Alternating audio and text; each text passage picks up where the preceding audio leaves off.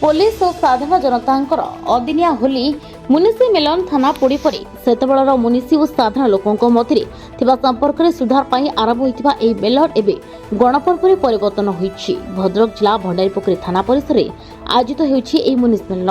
आसन देखा report sabre मुनिस एबर police जितेबाला police नाम शुणा मात्रके मनरे भय सृष्टि होता एवं किंतु सही समय नहीं नले थाना परिसर में पुलिस बाबू को रंग लगाइवा सहित नाच गीत आसर जमु न। भद्रक जिला भंडारीपोखरी थानाधीन अंचल में मेलन गणपर्व परिणत होती। इंग्रेज शासन समय ओडिसी अत्याचार अतिष्ठ होते लोके लोकों आक्रोश 17 अगस्ट 1942 मसीह भंडारीपोखरी थाना पोड़ी होता। भंडारीपोखरी थाना को थाना बाबू हो आसी बाबूलाल मुनिसी से चाहिए लोकों सुसंपर्क स्थापन करने उद्देश्य आरंभ है मुनिसी में मेलन में विभिन्न अंचल प्राय 60 रु अधिक मेढ़ शोभाचित्र आसी था।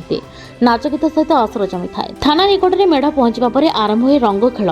साधारण लोके थाना बड़ बाबू आरंभ कर पुलिस कर्मचारी रंग खेलते आउ शेष हुए मुनिसी मिलन। हजार हजार संख्यक श्रद्धालु जोग देते।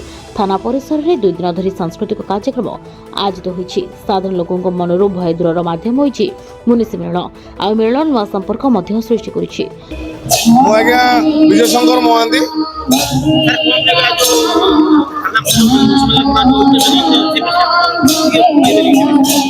आपण माने जानी थिबे सबु एरिया रे विभिन्न प्रकार कार्यक्रम होउछ किंतु भंडारीपोखरी रे जो मनीष मेलन एइति पई ऐतिहासिक बोली मु कहिबी काहे कि ना जेते बेले भारत वर्ष जेते बेले स्वाधीनता हेइ नथिला ता पूर्वरु ए कार्यक्रम भाई मेलन चली आसुची एइति पई इंग्रेज मानक ऊपर उपेक्षित होई ए माटीर गर्व एवं गौरव संतान माने से समय थाना को पोड़ी जाइथिले एवं से समय मुनिसी पुलिस साधारण लोकों भितर गोटे भल सुसंपर्क रक्षा करने मेलन आयोजन करते 2042 मसीहा ठारू आज पर्यंत ए कार्यक्रम चली बहुत सुविधा असुविधा भितर ए कार्यक्रम चली कहीं भगवान जाऊँगी पुलिस निजे आड़ू सी भी चेष्टा कर कमिटी चाहूँगी ये साधारण लोक मैंने चाहूँगी ऐतिहासिक कहीं भारत वर्ष में ये कार्यक्रम केवे है नहीं केवे हो पारिबो नहीं। तरण सिंह जेना भंडारीपुर मण सभापति भारतीय जनता पार्टी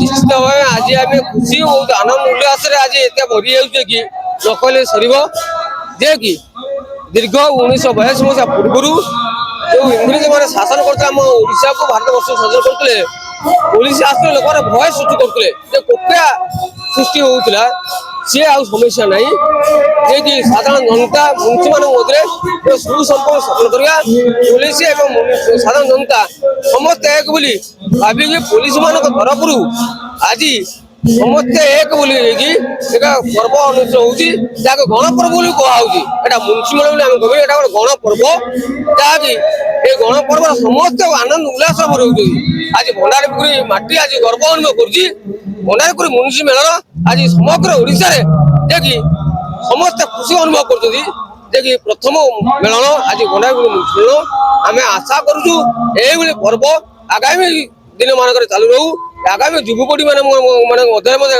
नूतन उद्दीपना सृष्टि हो ये गणपर्व मुंशी मेलन आगे चली रहू बोली आशा विश्वास रखुचु से नूतन उद्दीपना समस्त सृष्टि कर जहाँ पचारू से विषय कह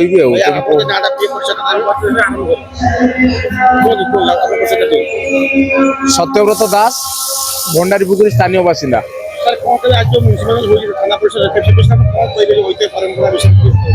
देखु भंडारीपुखरी मुंशी मेलन एक ऐतिहासिक और एक नियारा मेलन आपण माने देखुवे ये जो मेलन ये भंडारीपुखरी थाना परिसर रे ये मेलन अनुष्ठित होउची।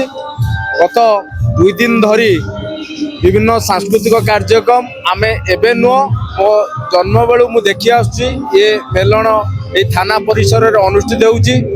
ये मुंशी मेलन माध्यम रे हमर ये थाना स्टाफ मानकठू आरंभ करी ये भंडारीपुखुर समस्त जते दल बल निर्विशेष समस्ते ସମସ୍ତଙ୍କ ସହିତ ଗୋଟେ ଭାବର ଆଦାନ ପ୍ରଦାନ ହୁଏ। ଆଉ ବିଶେଷ କରି ଥାନାର ଯୋଉ ଥାନା ଅଧିକାରୀ ତାଙ୍କର ସହଯୋଗରେ ଏଠି ଏ ମେଲଣ ଅନୁଷ୍ଠିତ ହୁଏ ତଥା ଭଣ୍ଡାରୀପୁଖୁରୀର ବୁଦ୍ଧିଜୀବୀ ଯୁବକ ସମସ୍ତଙ୍କର ସହଯୋଗ ରୁହେ। ଏ ମାନେ ଏବେ ନୁହଁ, ଆମେ ଆମ ଜନ୍ମ ବେଳୁ ଦେଖି ଆସୁଛୁ ତ ଏ ମେଲଣ ଅନୁଷ୍ଠିତ ହୁଏ। ରାମଚନ୍ଦ୍ର ସେନାପତି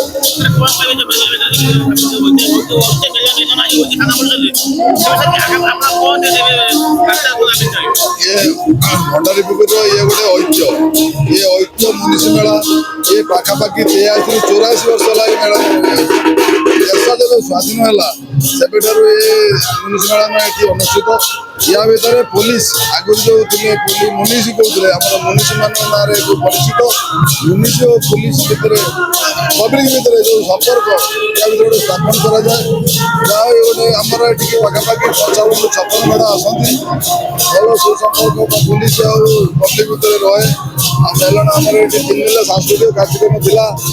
ଆଉ ଏଠାରେ ଆମର ଆଜି ସମାପ୍ତ ଦିନ ମାନେ ଶେଷ ଦିନ ଏ ତ ଆମର ଇଏ ଗୋଟେ ଐତିହ୍ୟ। ସତ୍ୟାନନ୍ଦ ମହାପାତ୍ର।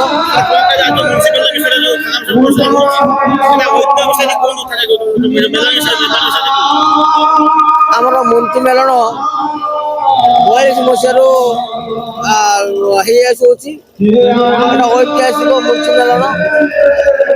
ଆମର ପୋଲିସ ଆଉ ପବ୍ଲିକ ମଧ୍ୟରେ ସୁସମ୍ପର୍କ ରଖିବା ପାଇଁ ଏହି ମେଲଣର ଆରମ୍ଭ କରାଯାଇଥିଲା। ସେତେବେଳର ମୁନ୍ସି ତାଙ୍କ ନାଁ ମୋର ମନେ ନାହିଁ, ସେ ମେଲଣକୁ ଆରମ୍ଭ କରିଥିଲେ।